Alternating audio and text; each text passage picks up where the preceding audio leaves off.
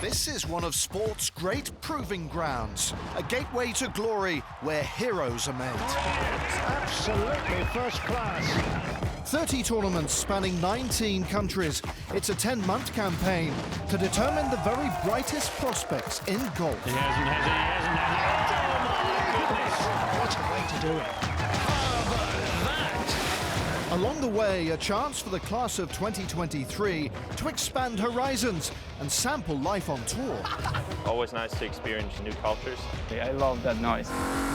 Cheers, boy. Enjoy. Finish the season in the top 20 on the road to Majorca rankings and secure a golden ticket to the DP World Tour.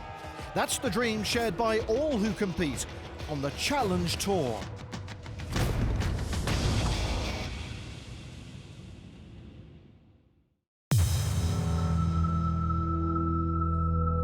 The resurgent Jack Kreiswijk claims the Dormy Open title. Yes, last week in Ammerburg, Sweden, Jack Kreiswijk became a winner on the Challenge Tour, and it's fair to say it's changed his perspective on the rest of the year. Yeah, it's been a crazy couple of hours, you know. We had a few drinks afterwards, I'm not gonna lie. For me, it's awesome to eventually get over the line in Europe. So we're only gonna keep on working and keep on improving. This win last week jumped me, I think, 209 spots on the race to Majorca. The focus now is to try and get that top 20, get my card back. Well, it was a fine win in seriously tough conditions, but that's why these players are all here, fighting for that all-important top 20. One player who sits bang in the middle is Sweden's Jesper Svensson, whose win in his first event this season propelled him straight into the comfort zone. Winning the first event out here on the Challenge Tour of the season was huge for me. I was a bit insecure about how many starts I was going to get, so it made it a lot more comfortable going forward. I'm trying to not think of the rankings as much. The last couple of weeks I'm going into sort of mindset to just play more freely. It's been a long run out here, and now we're in the second event in Sweden. The course is looking great, very firm greens, and yeah, it's going to be a fun test. Well, a quick glance at the ranking shows Jesper sitting comfortably in 10th position. Jaco Prinsloo now hanging on to that all-important 20th spot, with fellow South African Jack Kreiswijk up 209 places to 47th with that victory, just 197 points outside the top 20. So you can see how much difference a win makes to the rankings, and the venue this week should be a real test. Landayids Golf Club in Västerby is a par 71, measuring in at 6,774 yards. With firm, undulating greens and tight fairways, we're sure to crown a worthy winner again. So let's get down to business. Over to Josh Antman for a roundup of the opening day. Main win on the Challenge Tour last week for Jack Kreiswijk. 11 professional wins worldwide, but that was his first on the Challenge Tour. He was 1 under up to this point on day 1, started on 10. Fantastic shot by the South African, 2 under par round to get his week going.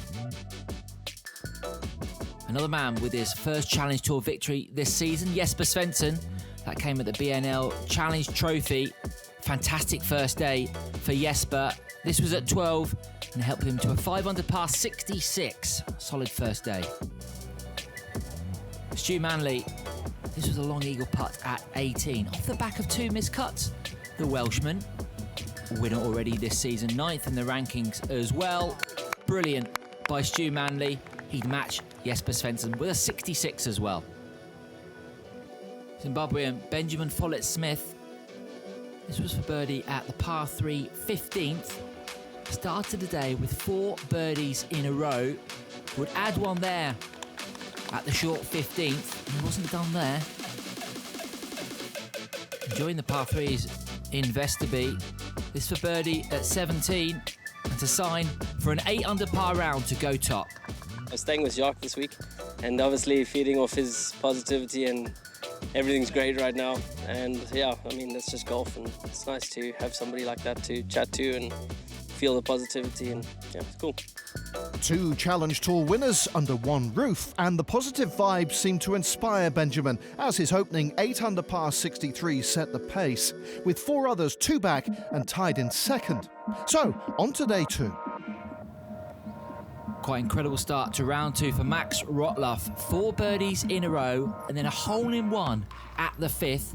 That was for a birdie at 10 as well. Incredible stuff from the German. Already a winner in the UAE this season. Guillemondegui, nice start for the young Frenchman. Long range effort for birdie at 6. Beautifully done. And did some beautiful trick shots as well the other day.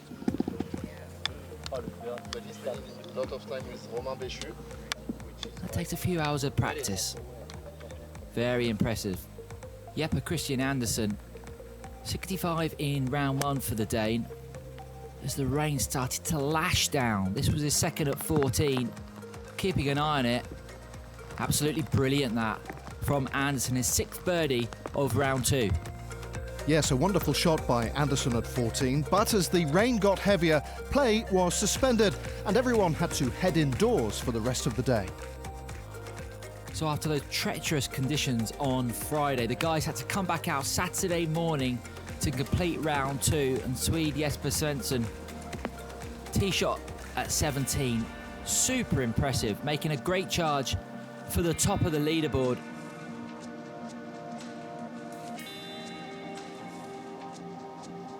A birdie at 17 could get to 12 under, but it was someone else who was to be at the summit after 2 rounds. Jeppe Christian Andersen had a fantastic round 2. A blemish-free 63 for the Dane. Wouldn't quite be the eagle at the last, but he'd have a 2-shot lead, sitting at 14 under par with 2 rounds to play. So in tricky circumstances, it's Andersen sat at the top, 2 clear of Jesper Svensson flying the flag for the home nation, and England's Tom Lewis in fine fettle at 11 under, lying in 3rd. A good start here in Sweden for those looking to make strides on our road to Majorca. But as we all know, a professional sportsperson's body is their temple, a temple that must operate to full potential. Suffer an injury and your career, livelihood and passion can quickly evaporate.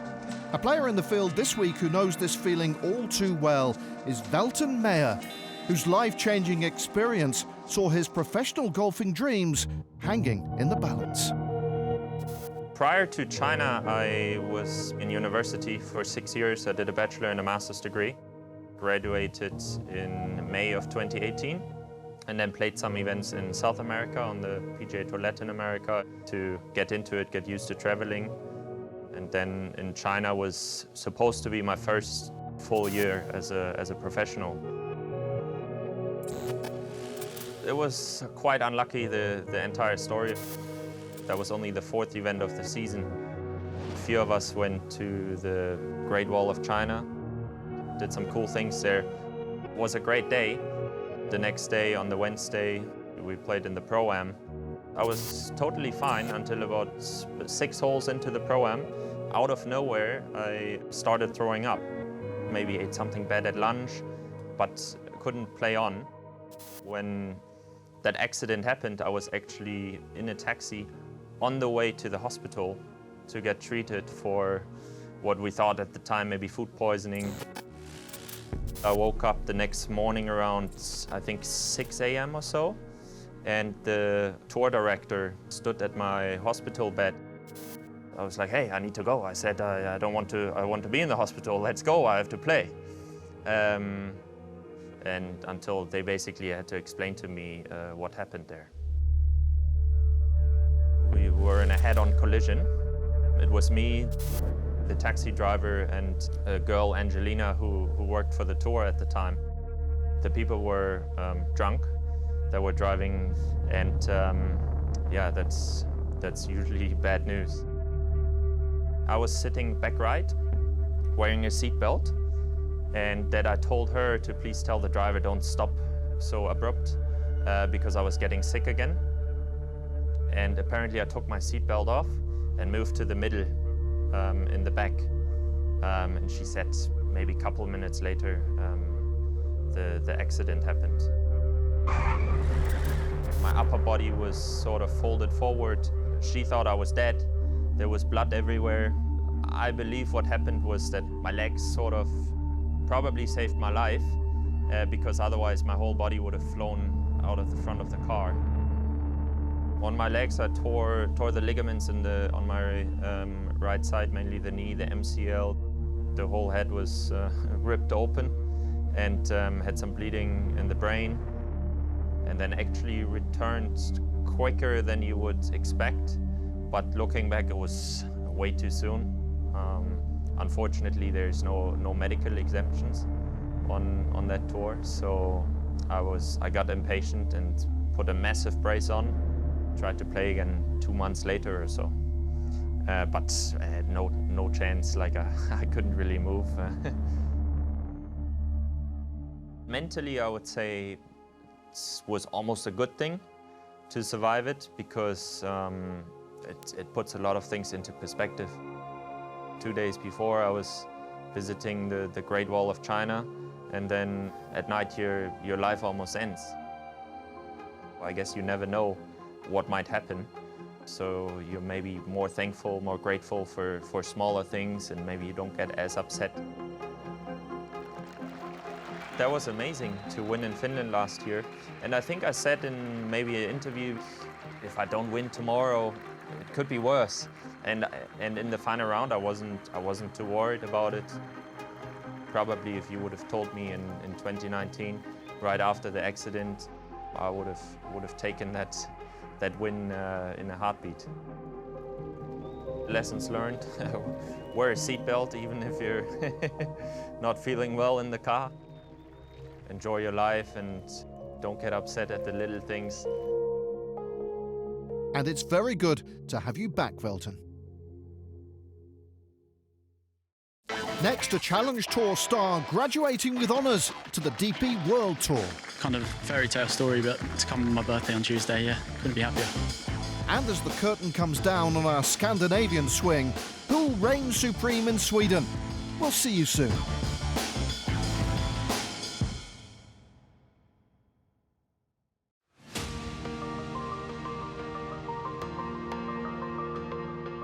Welcome back to Sweden as the Challenge Tour continues at Landeris Golf Club Västerby with the 2023 Indoor Golf Group Challenge. After a cut, Jeppe Christian Andersen led the way, but with heavy rain causing delays, it was a race against time to finish round 3 in the fading light. Joshua Antman had his tour chat. Due to all the delays in Västerby, Max Rotloff didn't tee off until 5 p.m. local time on Saturday. 40 Challenge Tour appearances for the German and that win earlier on this year in the UAE. This was his second at the par 4 fourth. Pin high, nicely done there from Max. Conditions so much better on Saturday. And this was for birdie for Max. Trending in the right direction, Max Rotloff. Tom Lewis. This was also for birdie at 4. Very steady performances in the last few weeks for the Englishman, including a couple of top 20s, and he'd be in the final group in the final round. Andersen, the leader overnight. This is tee shot at 8 as the light was fading. Brilliant from the Dane there. It was a race to see if they'd get it done in time.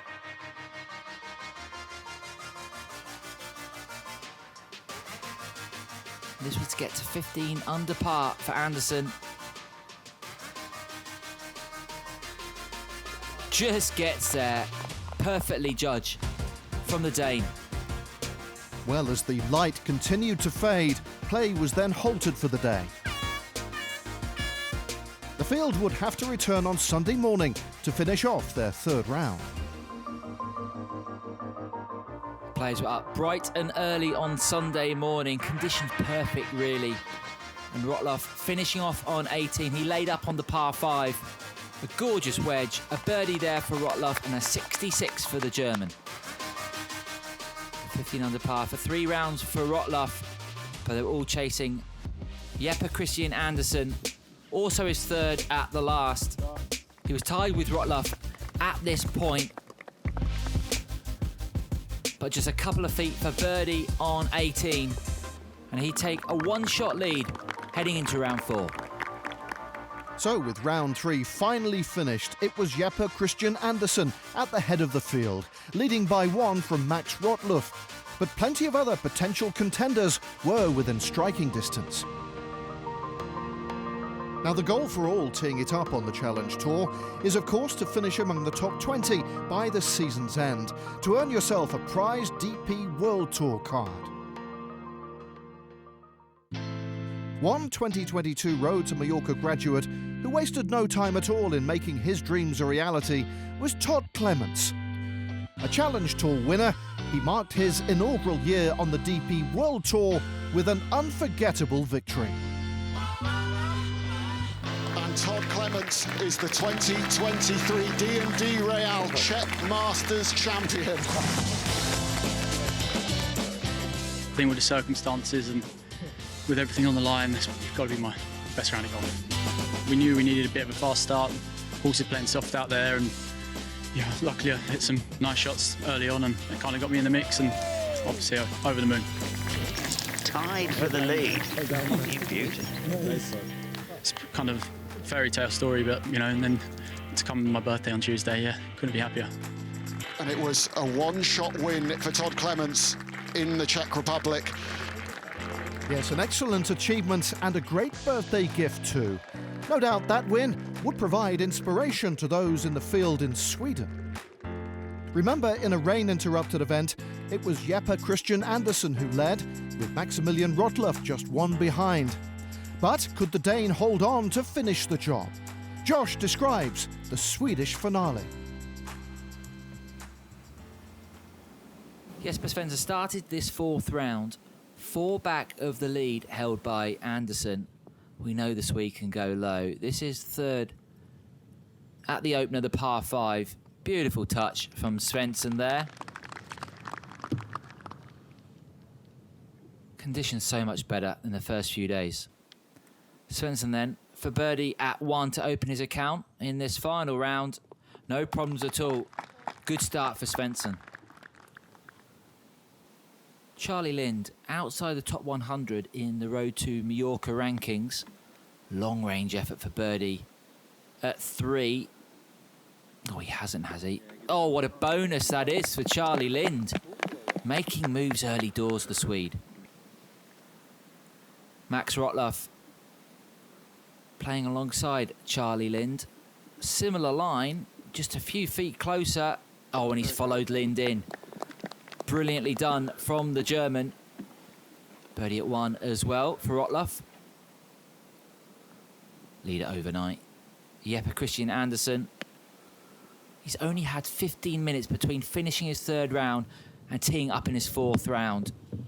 That's not affected him though at all there. Using the contours beautifully at 3. That's a fantastic approach.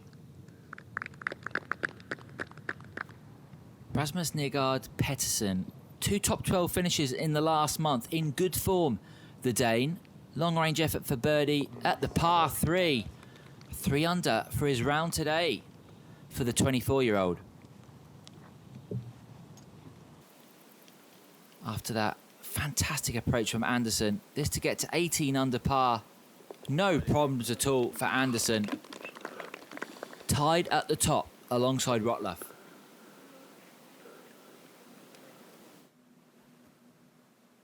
Rotloff, this to get to 21 under par. And out in 29 blows. Just look at what that means to Rotloff. And all of a sudden, he's opened up a 4-shot gap over Andersen. Absolutely loved that one, the German. All smiles at the moment for Rotloff. Just keep an eye on his reaction here. Pure passion there from Rotloff.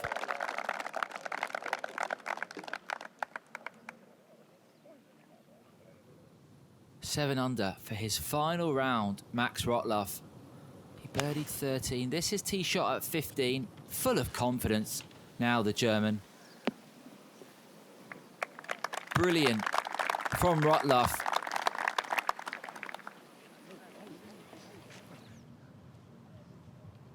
Win number 2 this season doesn't seem too far away for Rotloff. This for birdie. 23 under par. This is a commanding performance from the German.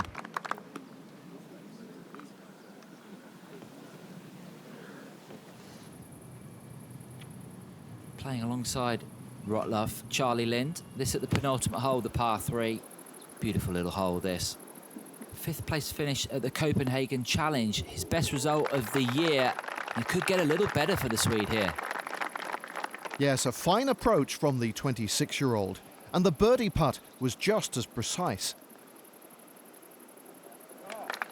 And though playing partner and leader Rotloff made a double bogey, even a 3-shot swing was still not enough to catch the charging German.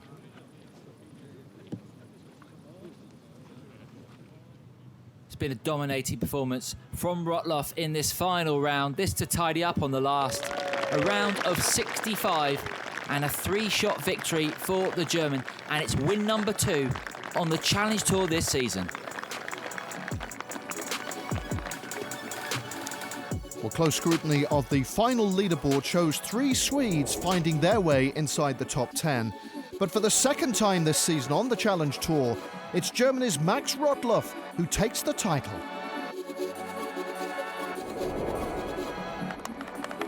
It's phenomenal. The win in Abu Dhabi was a milestone, getting closer to the goals I still have and set up this season. I've been playing some really good golf lately, so this feels amazing. Obviously the hole-in-one the other day, that's always a bonus. But yeah, I was hitting it really nicely, controlling the golf ball. Yes, another wonderful week for Max Rotloff, and it's done his promotion prospects the world of good. He's risen 17 places to 9th on our Road to Majorca rankings.